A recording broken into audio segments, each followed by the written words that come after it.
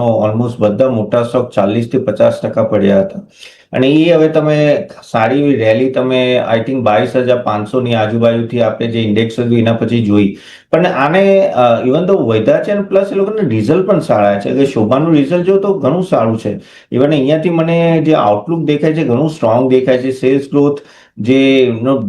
2027 પણ ડબલ ડિજિટથી વધારે લાગે છે માર્જિન એક્સપાન્શન ગ્રેજ્યુઅલી દેખાઈ રહ્યું છે અને કંઈ ના કંઈ એ લોકોની નવા સિટીઝમાં પણ એક્સપાન્શન થઈ રહ્યું છે લક્ઝરી હાઉસિંગની ડિમાન્ડ હજી પણ સ્ટ્રોંગ છે જે આપણને લાગતું હતું કંઈ ના કંઈ વીક થશે પણ હજી સ્ટ્રોંગ છે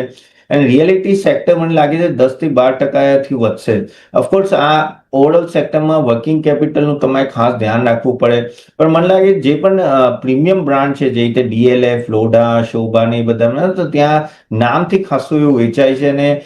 ઓવરઓલ કેમ કે આ લોકો અલગ અલગ સ્ટેટમાં ફેલાયેલી છે એટલે કોન્સન્ટ્રેશન રિસ્ક થોડું ઓછું રહેશે સો આગળ જતા ડેટ અગર તમે જો તો આ બધાનું હવે બેલેન્સ શીટ ખાસી લાઇટ થઈ ગઈ છે તો બુકિંગ સારી રહેશે અગેન હવે આપણે વાત કરીએ શોભાની 8,000 કરોડની સ્ટ્રોંગ સેલ્સ બુકિંગ દેખાઈ રહી છે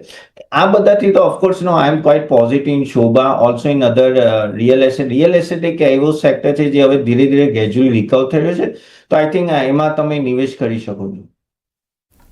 તો એક રોકાણ અહીંયાથી કરી શકો છો.